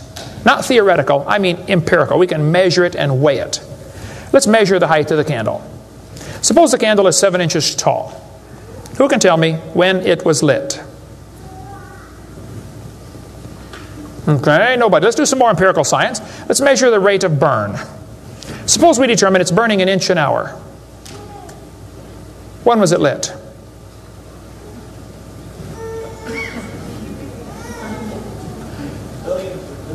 Billions of years ago. You're going to have a hard time telling me unless you're willing to make some assumptions. How tall was it when it started? Oh, we don't have any idea. Has it always burned at the same rate? Oh, we don't know that either, do we? You find a fossil in the dirt, you can measure how much C14 is in it. Very accurately, by the way. And you can measure how fast it's decaying. That's just like measuring the height of your candle and how fast it's burning. Now, when did that animal die? You don't have a clue. Unless you're willing to assume that the C14 when it was alive is the same as we have today, and assume the rate of decay has always been the same down through history. You can't prove either of those. Living mollusk shells were carbon dated at 2,300 years old. Hello, they're still alive. Freshly killed seal carbon dated 1,300 years old. Shells from living snails carbon dated 27,000 years old. That's stupid. He's still alive, okay? I know snails are slow, but 27,000 years, he'd be dead, okay? One part of a mammoth is 29,000 years old, another part's 44,000. One part of Dima was 40,000 years old, another part was 26,000, and the wood next to it is 9,000. The lower leg of a mammoth is 15,000 years old, the skin is 21,000. 2 mammoths found side by side in Alaska, one is 16,000, one's 22,000. Which number is right? Living penguins carbon dated 8,000 years old. 11 human skeletons, the earliest known human remains in the Western Hemisphere, were dated by accelerator mass spectrometer. All 11 dated about 5,000 radiocarbon years. Lava from a 1801 Hawaiian lava flow was 1.6 million years old. Well, hello is not even 200. Another volcano erupted in Hawaii in 1959. When they dated the lava, it was 8.5 million years old. They used potassium argon dating for that, not carbon. Mount Etna in Sicily, I climbed Mount Etna when I was over there some time ago, erupted in 1972, 350,000 years old. Mount St. Helens built a new lava dome in 1982. They dated it, got numbers from 350,000 to 2.8 million. It's not even 20 years old. Here's what you ought to consider about carbon dating. Samples of known age, it doesn't work. If it's a sample of unknown age, it is assumed to work. That's stupid. In the last 2 years, an absolute date has been obtained for the Gandong beds above the Trinil beds. It has the very interesting value of 300,000 years, plus or minus 300,000 years. Well, they nailed that one right on the head, didn't they? See, back in 1770, George Buffon said the Earth is 70,000 years old. 1905, the official age of the Earth was 2 billion. When they went to the moon, they said the Earth and the moon are 3.5 billion years old. 3.5 billion, dated with potassium argon dating. Now they're telling the students it's 4.6 billion years old. Let's see, that means the Earth is getting older at the rate of 21 million years per year. That's 40 years per minute. Aging rapidly, folks. That's stupid, okay? All they do is add more time to make the theory look more reasonable. Long ago and far away. And when you prove it couldn't happen, they say, well, it was longer ago and farther away. Then they're going to tell the students one of the evidences for evolution is embryology. Now, there aren't too many things about this whole theory that make me angrier than this, so I'm going to try to stay calm and cool and collected while we discuss this. Ernst Haeckel, an embryology professor at the University of Jena in Germany, loved evolution theory. When Darwin's book came out, Ernst Haeckel read that book the next year and said, wow, this is a great theory. All we need now is some evidence. 9 years later, they still had no evidence. So Ernst Haeckel decided to help Charlie out. He was an embryology professor, the study of animals before they're born. You know, the different embryos of all these different animals. He made drawings that were fake to make them look alike. The students are taught we have evidence from development. I don't think so. The similarity between early stages in development of many different animals helped convince Darwin that all forms of life shared common ancestors. Actually, Darwin considered this by far the strongest single class of evidence a class of facts in favor of his theory. This is stupid, folks. I'll show you. This textbook says, the human embryo growing in the mother has gills like a fish. Those little folds of skin are not gills, okay? Excuse me. Those little wrinkles under your chin when you're growing up later develop into bones in the ear and glands in the throat. They never have anything to do with breathing. I've seen folks that have 5 or 6 chins and they can't breathe through any of them but the top one. Those are not gill slits. Ernst Haeckel, though, said the turning point in his thinking was when he read Darwin's book, 1860. Haeckel took a drawing of a dog and a human embryo and he changed them to make them look exactly alike. His fake drawings looked almost identical. On top are the real drawings, underneath are Haeckel's fake drawings. He lied, folks, intentionally. He made huge charts of his posters of his drawings of these embryos and traveled all over Germany and just about by himself converted the Germans to believing in evolution. Which later led to the obvious question, well, if evolution is true, then maybe one of the races of people has developed farther than the rest. Which, by the way, is a subtitle to Charlie Darwin's book. You can look at it for yourself. The origin of species by means of natural selection, or the preservation of favored races in the struggle for life. See, Darwin was a racist. We cover lots more on that on video number 5. That one is politically incorrect. You don't want to watch that one. Trust me. On top are Haeckel's fake drawings. Underneath are actual photographs of what he claimed he was drawing a picture of. Now, either he's a lousy artist or he's a liar. Well, it turns out he's a liar. He was convicted of fraud by his own university. Proven to be a fraud. But guess what? Haeckel's fake drawings are still used in textbooks in your state right now. Here's a textbook used at the University of West Florida, in the middle of the Bible Belt. It's only been proven wrong 125 years ago. I know it takes a while to get textbooks up to date, but that ought to be plenty of time. That's stupid. Those are not gill slits on the embryo. Here's an Irish textbook. I was just there a few months ago. It says the embryo has gill slits. That's baloney. This one says the embryo has gills. Glencoe Biology says they have gills. Proven wrong 125 years ago. This biology textbook says the human embryo has gills. Here's this Tim Barra writing his book on the myth of creationism. And he mentions the gills are evidence for evolution. You're only 115 years behind, Tim. Miller's still teaching it 125 years after it was proven wrong. I debated Miller on the radio on a St. Louis radio station one time. There's a college textbook still teaching the kids the embryo has gills. This one says, it shows the kids a 5 to 6 week embryo, but it says by 7 months, the fetus looks from the outside like a tiny normal baby, but it's not. It's not a baby at 7 months. Excuse me? A whole bunch of kids born at 5.5 months survive, 34%. That's stupid to say it's not a baby at 7 months development. Maybe you heard about the woman that had surgery on her baby before it was born. They cut the mother open, cut the uterus open. The 5-month-old baby, 5 months in development, reached out and grabbed the doctor's finger. It's not a baby, huh? If it's not a human being, what kind of being is it? If it's not alive, why is it growing? Why do they keep that in the textbooks? Well, that's the only way to justify abortion. They want you to think it's not a human yet. Just a fish with gills. No, it's a human the instant it's conceived. And abortion is murder. Plain and simple.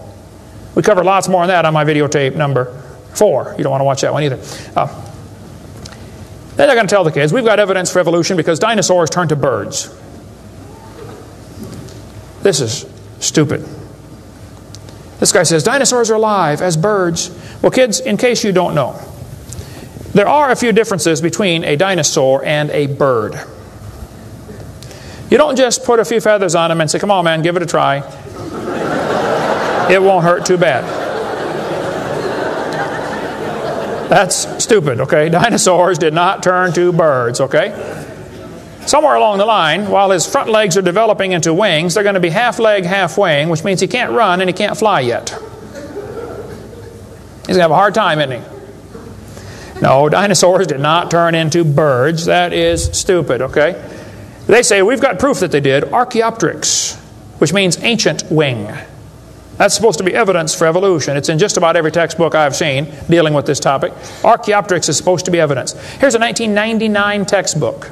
Now, Archaeopteryx was proven to be a fraud in 1986.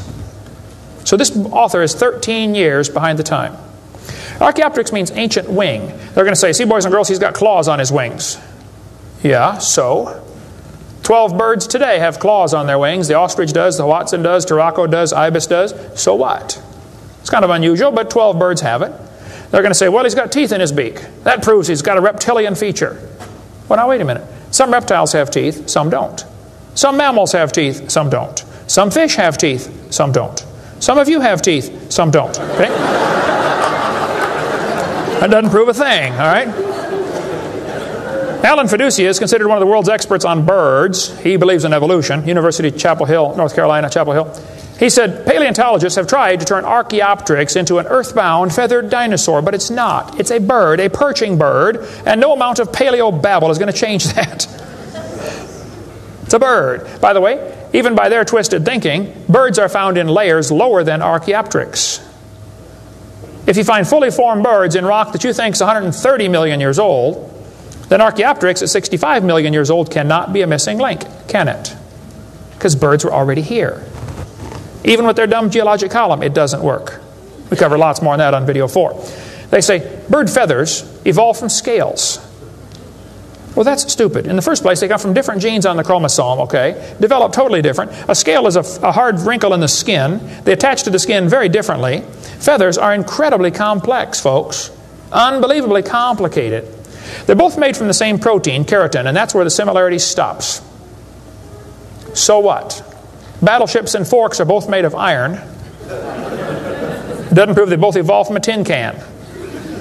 Proves the engineers using the same material for different functions. And God used keratin for fingernails and hair and scales and feathers. So, same designer, that's what it proves. A lot more on the bird evolution in the book Icons if you want to get that. Then they tell the kids about the peppered moth. Yes, boys and girls, somebody in England went around and counted the moths on the trees. Must have been a government project. They discovered it's 95% light moths and 5% black. Well, so the story goes, they burn coal in the factories, the trees turn black, and the moths changed to black moths. Because when they counted them again, they said they found 95% black and 5% light. Actually, the whole story is a lie. It never happened. After 40 years of watching, they found 2 moths on the trees. 2 total out of 40 years. So they glued dead moths to the tree to take a picture for your kid's textbook. Then he wanted to get a picture of a bird eating a moth. So he put some moths in the refrigerator to calm them down so they got nearly frozen. Then he put them on the tree and they couldn't even hang onto the tree. So he warmed them up on the hood of his car. Put them out there on the tree and the moth is staggering around trying to warm up, and a bird ate one. He got a picture. Wow, proof of evolution. It's a lie. Didn't happen. Even if it were true, dark moths and light moths were there at the beginning, and dark moths and light moths were there at the end. The ratio of population might have shifted, but the story wasn't true. So, doesn't prove anything. That's stupid. That's not evidence for evolution. They tell the kids, we've got vestigial structures. Now, a vestigial structure is something you don't need anymore. They'll say, boys and girls, you have an appendix that you don't need anymore. That's a vestigial structure. That's proof of evolution. Well, excuse me, you do need your appendix, okay? That is stupid. The appendix is part of your immune system. If your appendix is taken out, you can still live, okay? But it increases your susceptibility to quite a few diseases. You could live without both your legs and both your arms and both your eyes also. That doesn't prove you don't need them. Does it? There are no vestigial organs. And even if there were, that would be the opposite of evolution. That's losing, not gaining. This textbook says, boys and girls, whales, and many organisms here, like a whale, retain traces of their evolutionary history. For example, the whale retains pelvic and leg bones as useless vestiges. I'm sorry, that's not true. This one says, just imagine whales walking around. It's true. These little bones right there is what they're talking about. Just imagine him walking around. I can see it now, can't you? All you need is a good imagination and some LSD and you'll be able to see that whale walking in real life. This textbook says, the whale's pelvis is evidence of its evolution from four-legged land-dwelling mammals. Well, that is stupid, okay? Those bones in the whale's abdomen are essential to hold muscles that support the reproductive system. Without those bones and those special muscles, the whales cannot reproduce. This has nothing to do with walking on land. It has to do with getting more baby whales.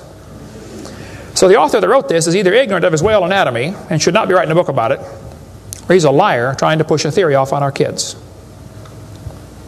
Here this one says, whales once lived on land. Whales were not always sea dwellers. Modern whales show skeletal evidence of previous existence on dry land. Buried deep in a whale's hip muscles are two small bones, all that is left of the whale's pelvis and hind legs. That's stupid. The male and female bones are very different on whales. Check your whale anatomy and tear that page out of your book. Has no business being in there. This textbook says, humans have a tailbone at the end of the spine that is of no apparent use. I was debating a guy in North Alabama. He was the president of the North Alabama Atheist Association or something like that. He got up and he said, folks, we've got evidence for evolution. Humans have a tailbone they no longer need. When it was my turn, I got up and I said, Mr. Patterson, I taught biology and anatomy. I happen to know there are 9 little muscles that attach to the tailbone, without which you cannot perform some very valuable functions. I will not tell you what they all are, but go read your Gray's Anatomy and you can figure it out. I said, however, Mr. Patterson, if you think the tailbone is vestigial, I, Kent Hovind, will pay right now to have yours removed. Bend over.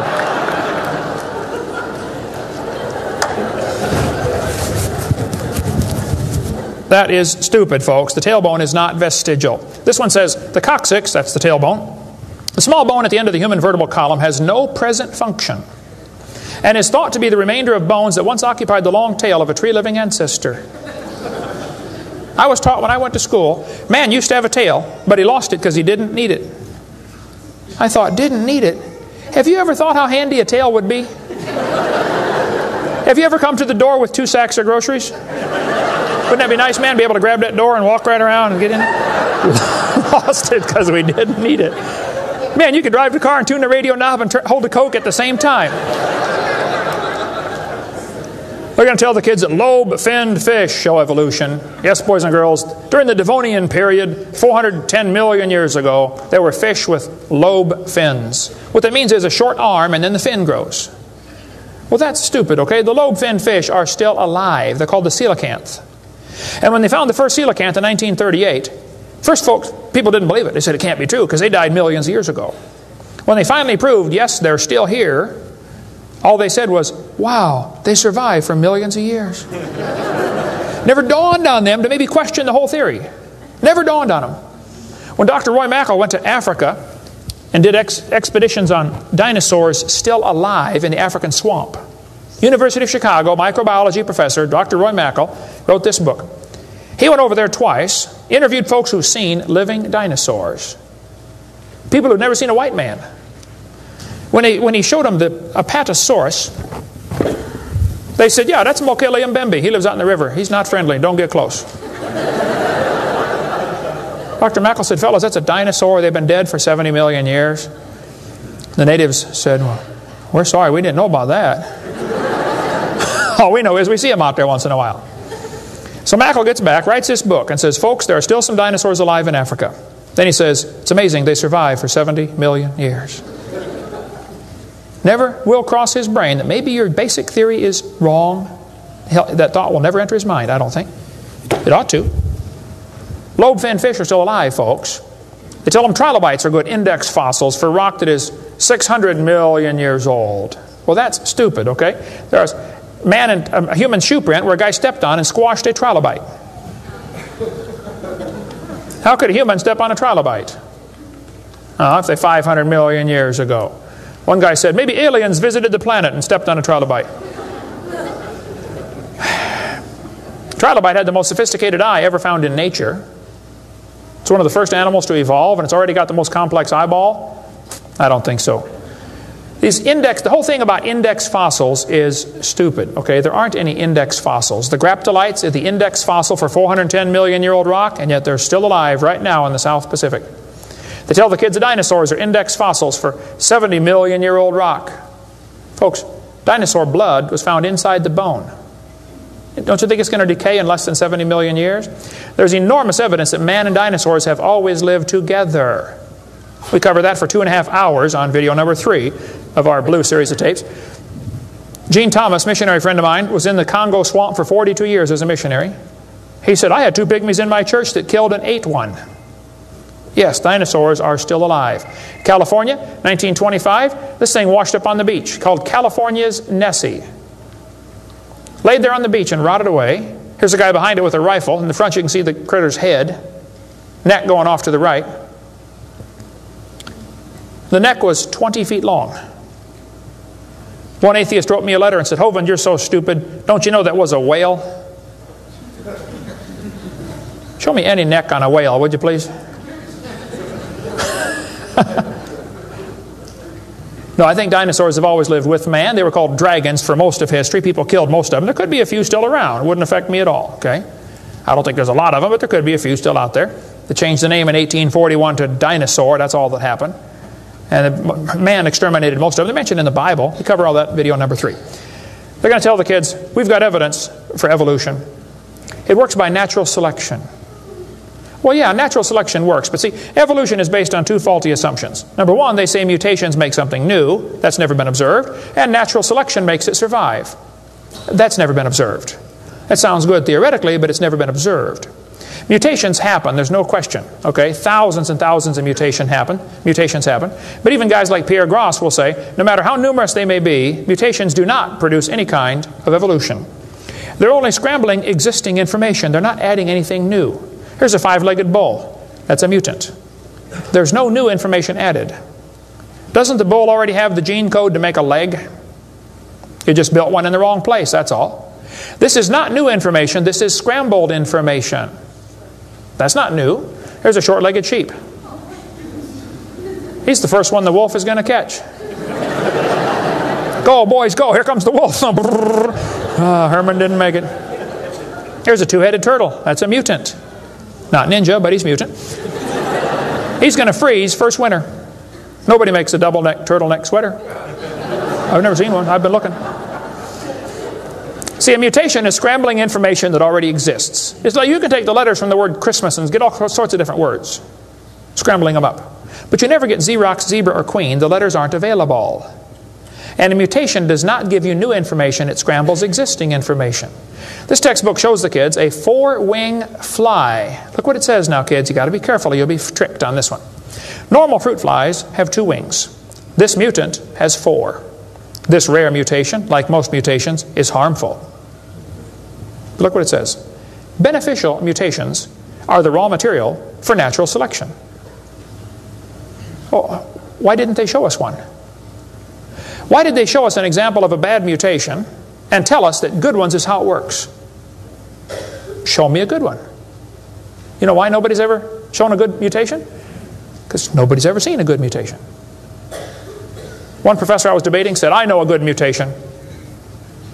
He said, people in Africa that get sickle cell anemia cannot get malaria.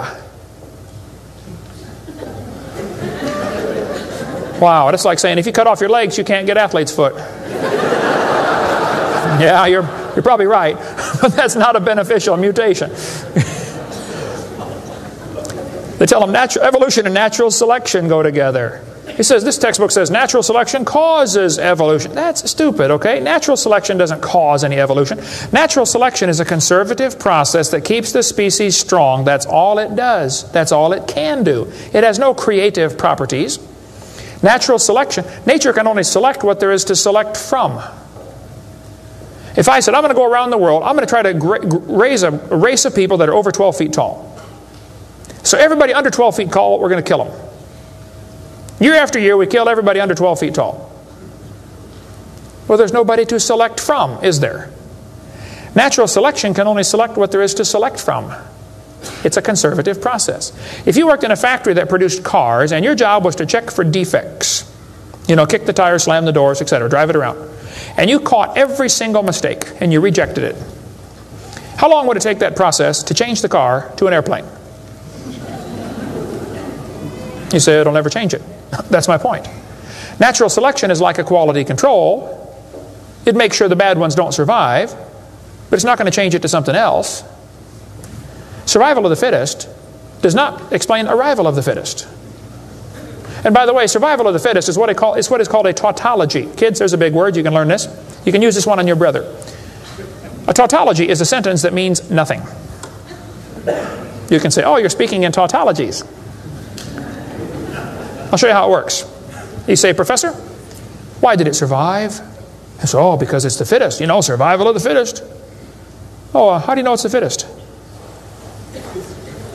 Because it survived. I see. Is that the way it works?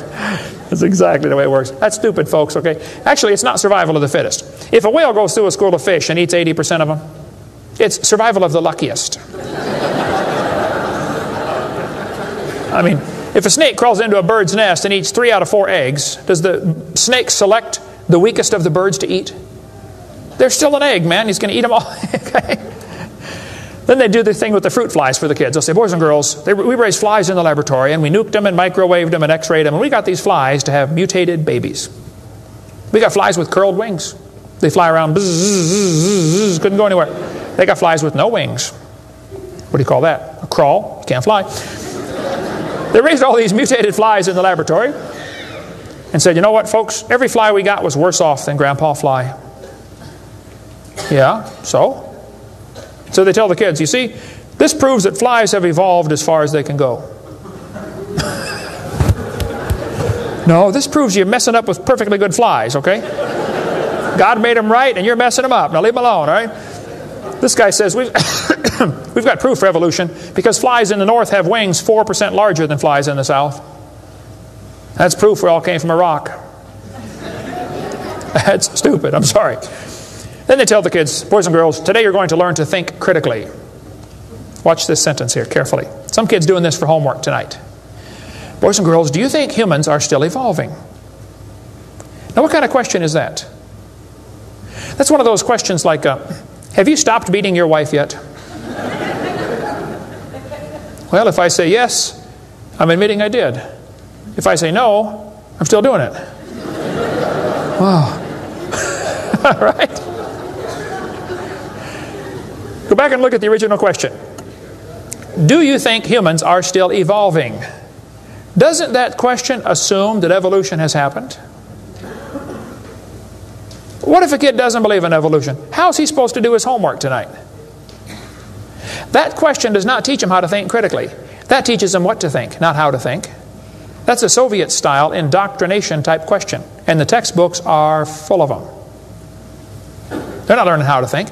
And when the kid gets done with this course, he's going to think he knows how to think. But he doesn't. He knows how to be told what to think. Brainwashing at taxpayer expense. Quite a few lies in the textbooks covered in this one. We got a lot more in video number 4. Adolf Hitler said, "You let me control the textbooks, I'll control the state." What is in these books anyway? There's a lot of good science in there, but there's some poison. Professor Wilson at Harvard University said, "As were many persons from Alabama, I was a born-again Christian. When I was 15, I entered the Southern Baptist Church with great fervor and interest in the fundamentalist religion. I left at 17 when I got to the University of Alabama and heard about evolution theory. 1 year of college destroyed his faith." Philip Wentworth said, "When I went to Harvard in the fall of 24, I was not only a Christian, I was a candidate for the ministry. Then for 4 years I underwent a process of mental readjustment which shook my little world to its foundations. Through it all, one thing was clear to me. If I could reconcile religion with intelligence, I knew that I could go on into my chosen career fortified by the experience. If I could not, every consideration of honor would compel me to make other plans. In the end, I gave up the ministry." Scott wrote me a letter and said, "Dr. Hovind, until I went to college, my faith in God was sound. My college history class helped destroy that faith. I started to doubt the Bible and God's Word. I even started to doubt Jesus was truly God's Son and that He died and rose for my sins. My best friend showed me your tapes and I was in awe of what I saw. Everything I thought I knew about life was changed." Praise God. People will sit home and watch a video that you will never get to come to church. Especially men. If they're sitting at home holding the remote. There's this feeling of power surges through their body. How many know what I'm talking about? Now come on, be honest, okay? Right? That's why we purposely leave my videotapes uncopyrighted. Copy them and give them to your friends, man. Get them saved. All right? 75% of the kids from Christian homes that go to public schools are going to lose their faith after 1 year of college. 75%. Professor Bonar said, "Evolution is a fairy tale for grown-ups. The theory has helped nothing in the progress of science. It is useless." Malcolm Muggeridge said, "I am convinced the theory of evolution, especially the extent to which it's been applied, will be one of the great jokes in the history books of the future." It's a joke. And it would be a joke if it weren't for the tragic results. How many kids are taught this thing every day and believe it, and it destroys their faith? Adolf Hitler was a strong believer in evolution. He thought the Jews were an inferior species and needed to be eliminated for the good of humanity. Joseph Stalin was an evolutionist. Trotsky was an evolutionist. Pol Pot from Cambodia was a strong believer in evolution. We covered lots more on that in video number 5. Scientists who go about teaching that evolution is a fact of life are great con men. The story they are telling may be the greatest hoax ever. In explaining evolution, we do not have one iota of fact. Evolution is a shell game. You ever seen those shell games where they put the pea down there and they put the 3 shells on it and the guy tries to get you confused, you know, he messes them around? Evolution is like a shell game. If you ask the biologist, where's the best evidence for evolution? He'll say, oh, it's in geology. I debated Dr. Pigliucci. It's debate number 12, I think, of my series out there, of the red series of tapes. Those are debates. I said, Dr. Pigliucci, you have gotten $650,000 in grant money to study evolution of plants. You've been teaching a course on the evolution of plants for 30 years. What is the best evidence of evolution you're aware of? And he said, the evolution of whales. You're a botanist telling me the evolution of whales is your best evidence? It's always this way, folks.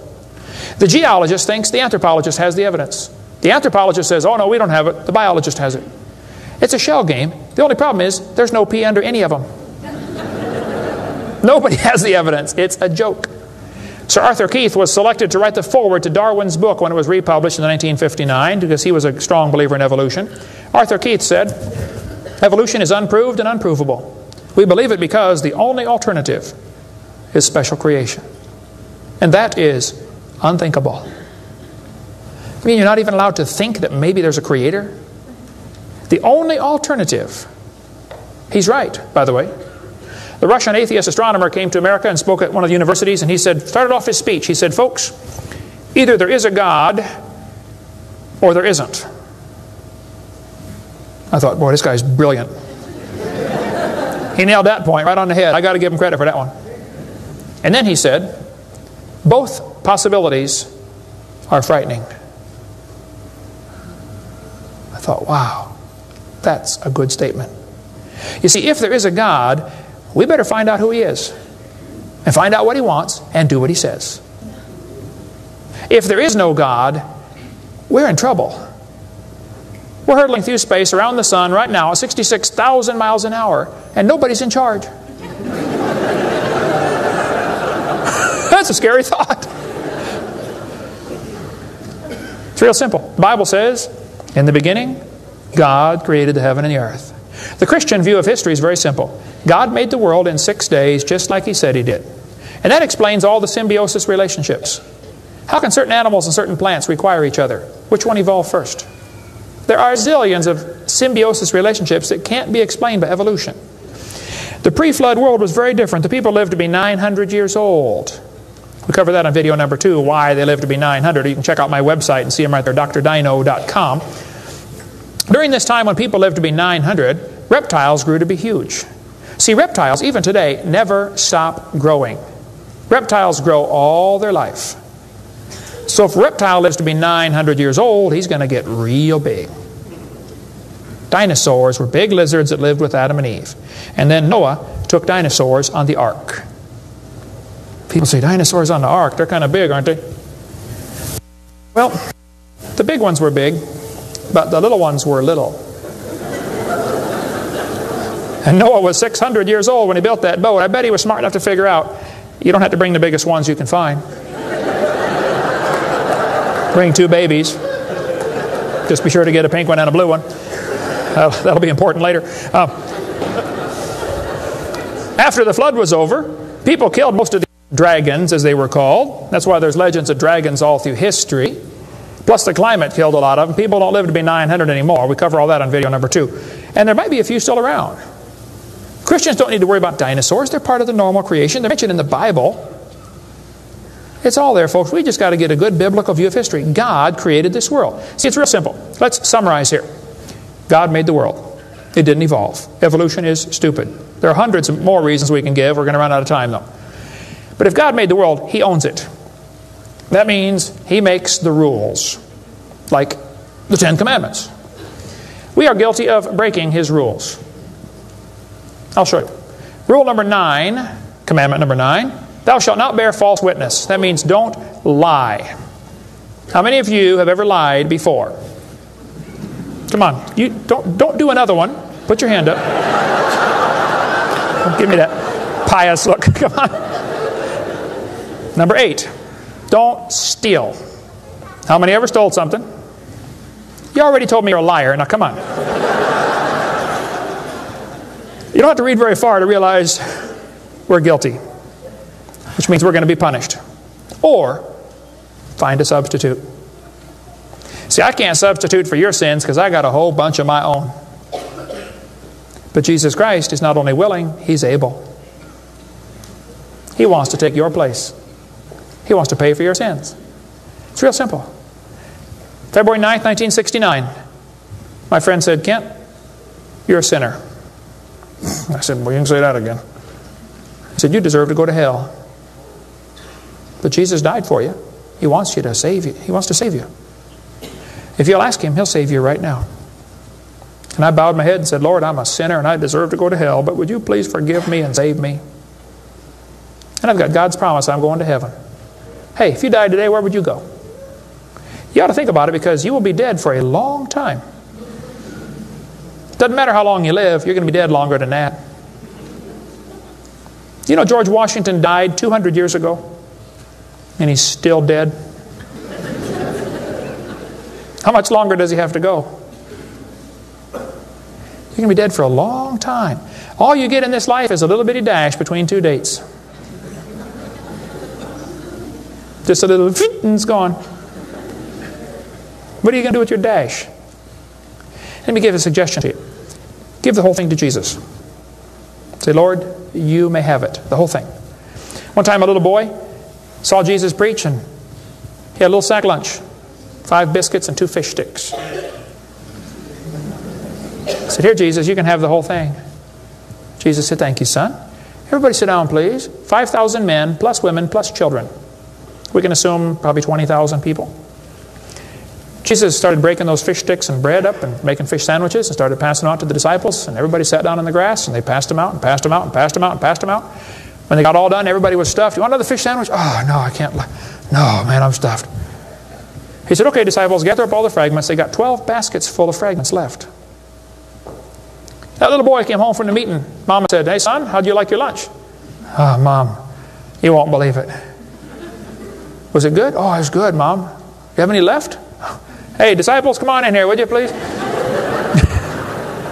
See, he decided to give it all to Jesus. Now, he ended up getting fed himself. He's one of them 20,000 that got fed, you know. He could have kept it and got fed, or he could give it away and get fed.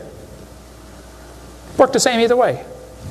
If you could learn to give your life away to Jesus, you will get a wonderful life. Plus, it'll bless lots of others. Some of you ought to quit worrying about knocking that dumb ball into the hole in the dirt and start worrying about who's going to heaven or hell. And you ought to quit worrying about getting a fancier car and a fancier house and start worrying about who's going to heaven or hell. Maybe God gave you that good job so you can give some money to missionaries. Not so you can build a bigger, fancier house. You know what we need in this country? We need a Christian Barney. How many kids in this town tomorrow are going to be taught evolution? On Discovery Channel, Nature Channel, National Geographic, textbooks, library books. How many? Thousands of them. And they're going to use dinosaurs, aren't they? Little 4-year-old kids get a book. Hey, boys and girls, dinosaurs lived millions of years ago. Isn't that what they say? Why don't one of you get yourself a purple costume? Get all the neighborhood kids together. Hey, boys and girls. We're going to sing now. God loves you, God loves me. He wants you in His family.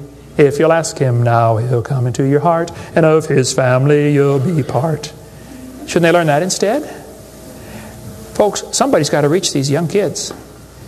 You ought to get some videos or something. My material's not copyrighted. You can use mine any way you want. Hey, what on earth are you doing, for heaven's sake?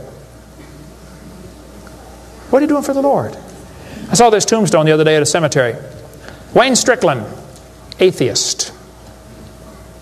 Hasn't died yet. He said, I'm a busy man, don't have time for this. I'm sorry, Wayne. You're going to have lots of time here coming up soon. Claims to be an atheist. Interesting. The Bible says the fool has said in his heart there is no God. Did you know God doesn't believe in atheists?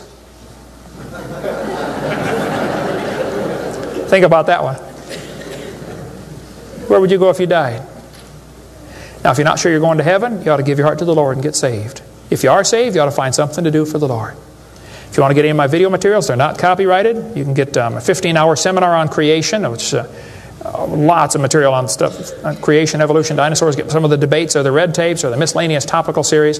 We want to strengthen your faith in the Word of God. If you're here tonight and you're not saved, or if you're watching this video and you're not saved, give me a call. I'll be glad to help you meet the Lord. Our website is drdino.com. Phone number in Pensacola, Florida, 850-479-DINO. We like dinosaurs around there. If you come through Pensacola, stop and visit Dinosaur Adventureland. If you get a chance to go on the cruise, we'd love to have you come on the cruise, and we'll talk more about dinosaurs and creation and evolution. Thank you so much for joining us tonight.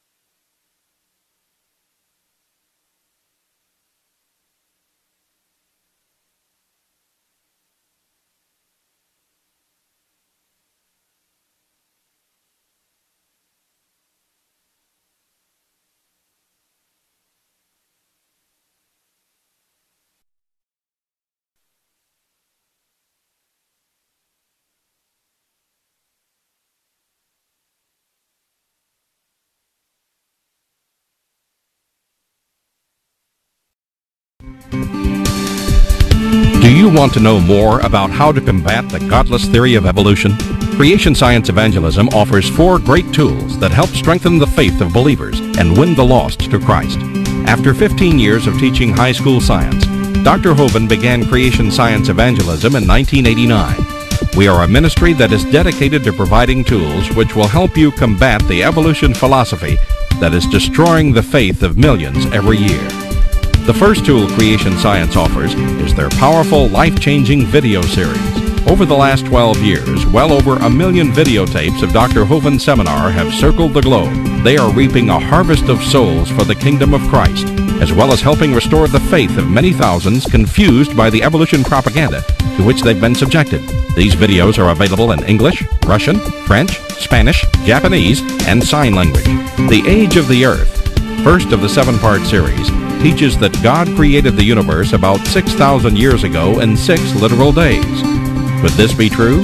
Can it be scientifically proven that the Earth is not billions of years old? This tape gives solid scientific evidence that the Earth is young and that the Bible is scientifically accurate. How did the environment of the original creation differ from ours today? And how would this allow men to live over 900 years? Can Christians have a good explanation for the existence of dinosaurs? Could some dinosaurs still be alive today? These and many more questions are covered in the 2nd and 3rd part of the series. Evolution has permeated public school textbooks with false and fraudulent information. This video exposes nearly 30 lies commonly found in textbooks. Every public school student, teacher, and school board member needs to watch part 4 of this series. Find out if you have been lied to in your textbooks. Discover the terrible difference evolutionary beliefs have made in the past as well as in recent history in our video number 5. Dictators throughout time have used their evolution-based philosophies to rationalize their brutal actions. Learn how evolution propaganda is being used today to prepare people for the New World Order. This is just a taste of all the information the 17-hour seminar series has to offer. Also available are college courses that expand on the seminars in great detail. For those who can handle a more confrontational atmosphere, our debate series is just for you.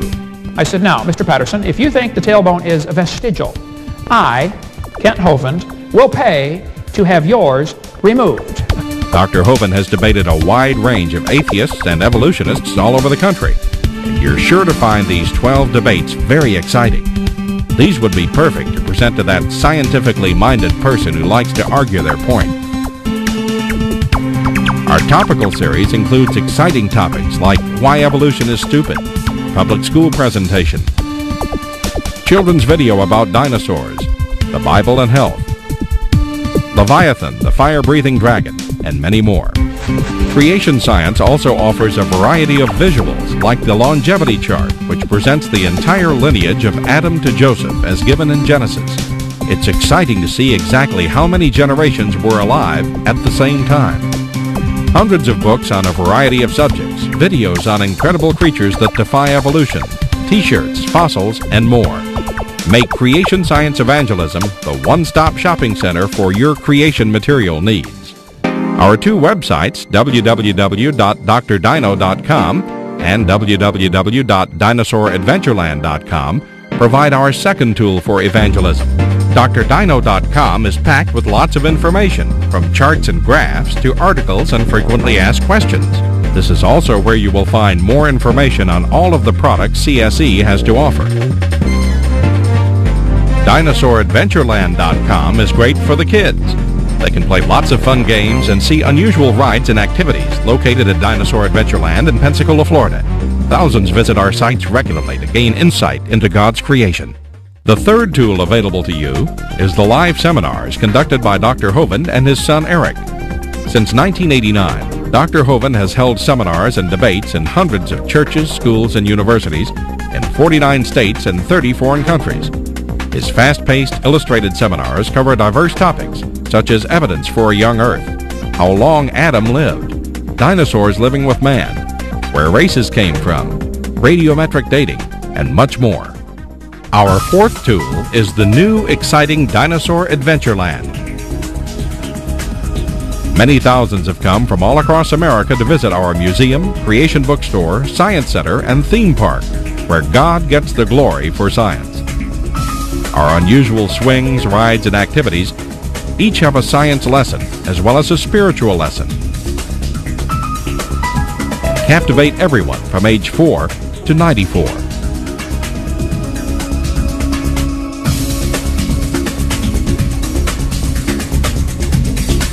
To order material, find out how to schedule a seminar at your church, or get more information about Dinosaur Adventureland, write to us at Creation Science Evangelism, 29 Cummings Road, Pensacola, Florida, 32503, or call us at 850-479-3466, or toll free in the U.S. 877-479-3466.